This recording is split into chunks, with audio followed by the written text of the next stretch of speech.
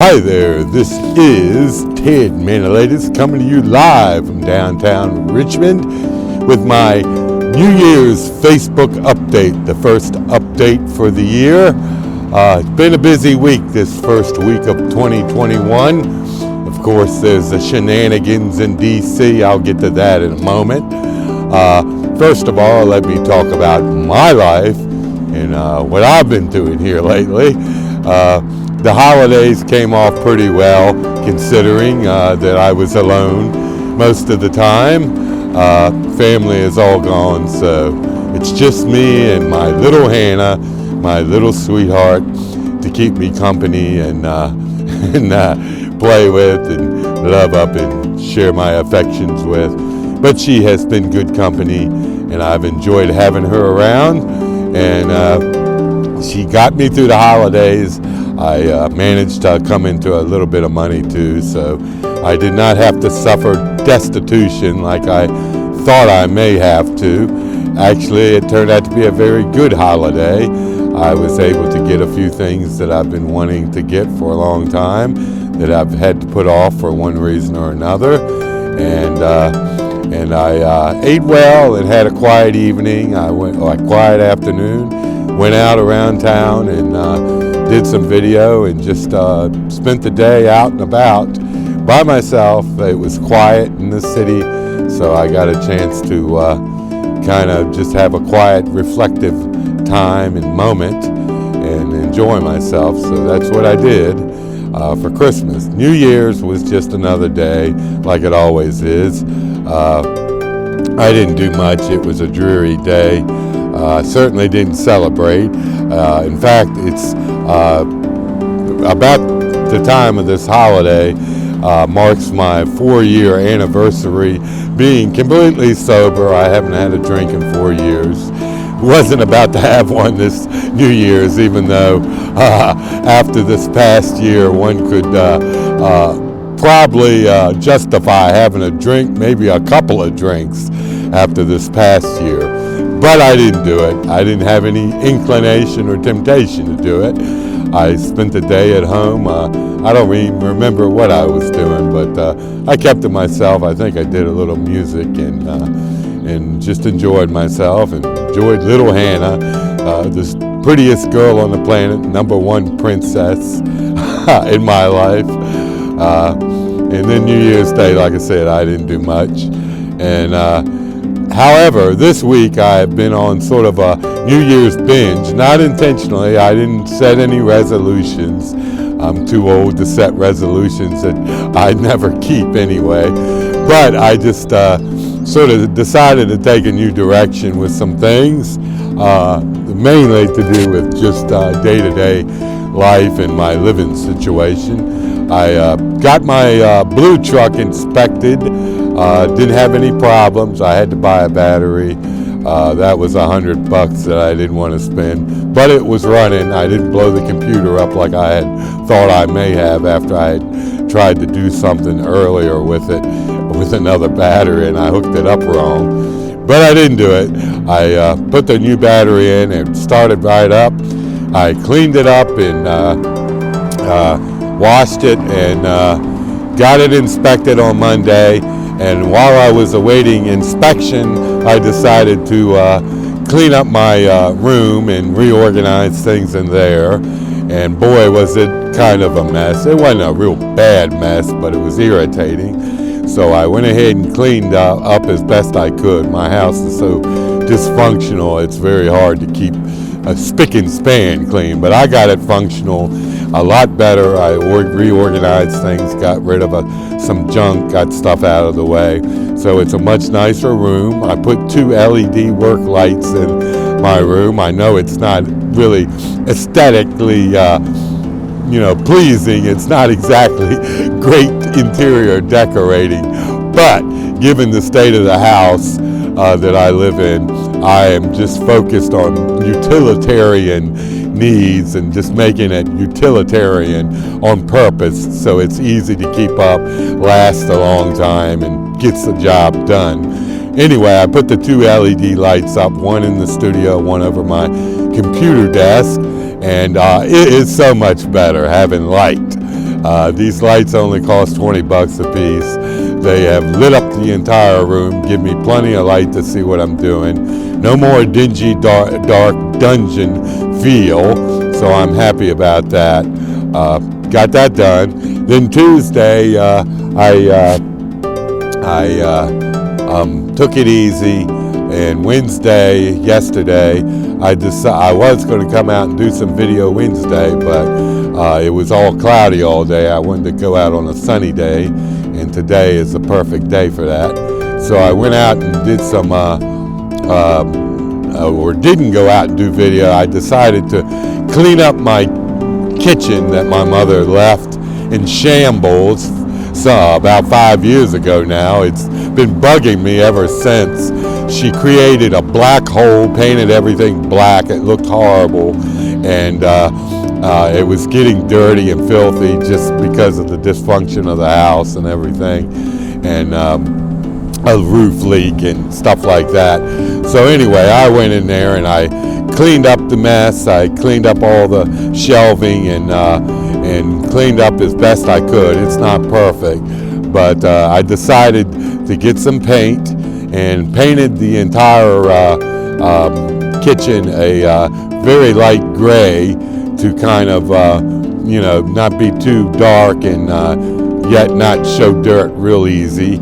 I plan to go in there once a month and keep the dirt down. And this house collects dust and mold like crazy, so you have to be on top of it regularly, which it hadn't, we didn't used to do that, so it got really bad in there. Anyway, I cleaned it all up, painted it, and it looks so much better.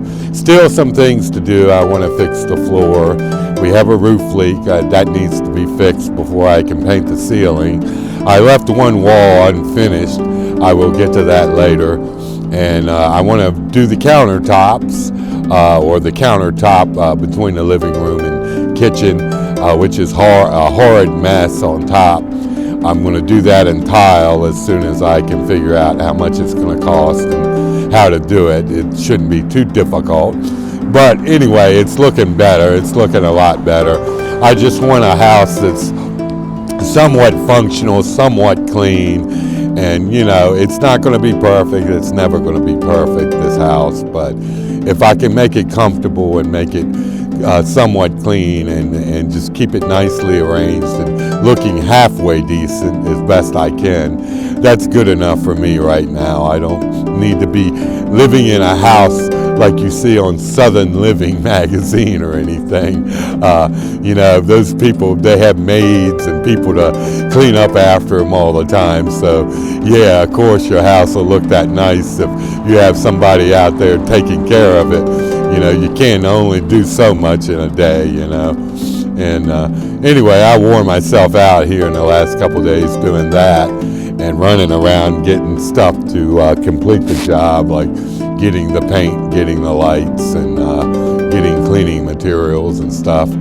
But I'm happy to be working on something for the new year and just getting focused on starting fresh and just trying to make the most of what little I have to work with. I don't know what else to say. It's it's a new year. It's time to start new directions in some parts of my life. Yes, I'm going to still do the girly thing. I still like my girly thing. This is my brunette look. I have a reddish look. If you've been following my feed, you've seen the reddish look. This is the brunette look. I didn't do makeup today. I didn't feel like fooling with it today because I had other things to do, and it takes time to get that right. I didn't want to half-ass it. But I did wear my hair and I did wear my leggings, so I'm part-way girl. And yes, I do plan to continue venturing into the girl inside and expressing it and enjoying it. However, I don't think I'll be doing it full-time like I had initially considered doing, because for one, it's a lot of work, and for two, it introduces complications that I don't need. My life is already complicated enough. I don't know. I don't know. Maybe I'll change my mind again down the road. But for now, I'm just going to be part-time girl when I am in the mood and enjoy it, because I do love being girl. I love dressing up. I just got some dresses from Diversity Thrift today that were cheap, and a skirt that's cute, and a cute Calvin Klein sweater for $3. So I did pretty well there. And yeah, I will continue to work on it and enjoy it. I'm not ashamed of it. I'm not crawling back in a hole. I'm just trying to be pragmatic and, given my age, I'm not going to be the pretty young chick that I'd like to be. So that kind of puts a damper on my enthusiasm about going out sometimes, because I can't be so cute like those young girls I see. I can't get that look. So I have to figure out how to get a decent look. So that may take some time. But I am going to continue the journey to my girlhood. The girl inside has been screaming a long time to be let out. As you well know, in the last several months, as I have been doing that and posting on Facebook. But needless to say, it's not dead. I will enjoy it some more, but don't expect any major changes, like physical changes, like having sex changes and doing hormones. I don't want to do hormones because I don't want to lose my ability to get off. Let's just put it bluntly. That would zap what little is left in me. So I don't want to do that. Otherwise, I would do it just to get the nice feminine features, but I don't like that part of it. If I was going to go all the way and have a change, maybe I'd do it, because then you could look forward to the change down the road and make, come full circle. But I couldn't afford to do that even if I wanted to right now. And even if I could afford it, I don't think I would do it at my age, because I wouldn't benefit as much from it as if I had done it when I was nice and young and fresh myself. So, you got to keep things in perspective. But I still like being girl. I still like expressing the girl in me. And there is always going to be a certain girl in me. So, don't get me wrong. It's not dead. But I just have to adapt to my unique circumstances. Now, lastly but least, there was a circus in D.C. yesterday, as all of you know. And, of course, Trump was the man behind it from the get-go. We all knew this months ago. I knew it 4 years ago. Some others knew it 4 years ago, that his demise would be ugly. And it's just a shame that Republicans could not stand up to Mr. Trump and do the right thing. It's a shame that the Republican Party chooses to just do anything to back him up the last 4 years, and now they're all running for cover because they look so bad for allowing this to spin out of control like it has. And I do blame Republicans, and I blame Trump, and I blame people who supported Trump, who knew what Trump was, and they did it for personal selfish reasons, and there's no doubt about that. Trump should have never been president to begin with, and he was troubled the minute he walked in the door, and I knew it. I didn't like Hillary Clinton very much, but compared to Trump, anything would have been better than Trump. So, Trump has done a lot of damage to this country. I am glad to be seeing him go January 20th. Joe Biden may not be the greatest. He may not be the perfect person, but he's better than the alternative, and I think he will do his best to do a good job. We will have our disagreements about certain things, as we have all throughout the history of this country, but Republicans have been wanting a free lunch and free reign, and they've been forcing themselves on everybody for too long because they can get away with it, and they wonder why people are pissed off about it. They wonder why you have these extremes on the left. It's because of the extremes on the right. So that's not going to change until people come to the table and start talking and start making compromises and giving a little to get a little, you know. Government doesn't work any other way, and not a Democratic Republican government is not going to function unless you're able to compromise and make deals and listen to each other sometimes. There's a time and place for one-liners and political gimmickry, but you know, at the end of the day, you got to get things done for the people. You got to do what's right for this country, and Trump has done everything wrong for this country. He has from the start, and I do not apologize for my harsh feelings about Trump and the Republicans who have enabled Trump to get away with what he has gotten away with for the last 4 years. Maybe those people in Washington don't represent all Trump voters, but they represent the blindness that Trump supporters have had by seeing what Trump's doing and not speaking up and not putting an end to it. And Republicans are to blame for not standing up for this. You know, I don't agree with Republicans. I'm a liberal Democrat. I don't agree with Republicans very often. I'll be the first to tell you that.